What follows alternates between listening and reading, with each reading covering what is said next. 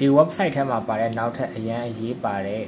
feature တစ်ခုကကြတော့အတန်းထဲမှာ activity ရေလုပ်မယ်တော့အတင်းလိုက်အတွဲလိုက်လုပ်မယ်ဆိုရင်ဒီအမှတ်တွေကိုစနစ်တကျရှိတွက်လို့ရအောင်လုပ်ပေးထားတယ်ဒါလေးကိုနှိပ်လိုက်မယ်ဆိုရင်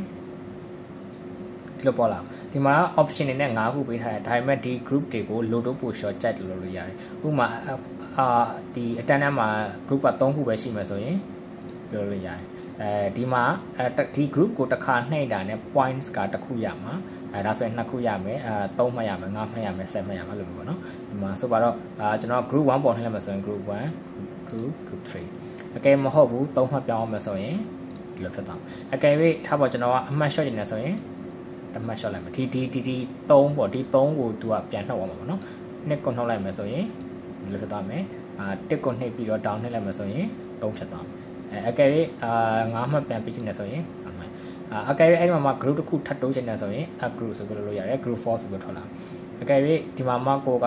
ဒီ group ကိုနှစ်ကိုထုတ်ချင်တယ်ဆိုရင် group 1ရယ် group 3ရယ် group 4ကျန်တယ်လွန်မနဲ့လို့ရပါတော့အကယ်၍ကိုက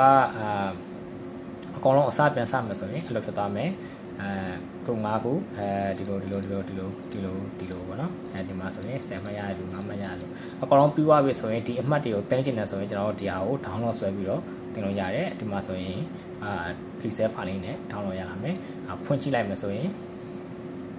ခုနပြောတဲ့ group 1နဲ့ group 5 တွေကိုတို့ရတဲ့အမှတ်တွေရယ်တို့ဘယ်အချိန်မှာပြီးသွားရဆိုတဲ့ဟာလေးတွေကိုတို့တေချာလုပ်ပေးထားတယ်ဒါလေးကအရန်သုံးဝင်တယ်ကျွန်တော်အတန်းတန်းမှာဆိုရင်ဟိုဒီဟောင်းနှိပ်နေတဲ့ကာလအတွင်းမှာ internet မလို့တော့ကြောင်းမလို့ဟို line နဲ့ပတ်သက်ပြီးတော့လည်းစိုးနေကြမှာမရှိဘူးအရန်ဆင်ပြေတယ် group ကတော့ကိုကြိုက်လောက်လုပ်လို့ရတယ်ပေါ့နော်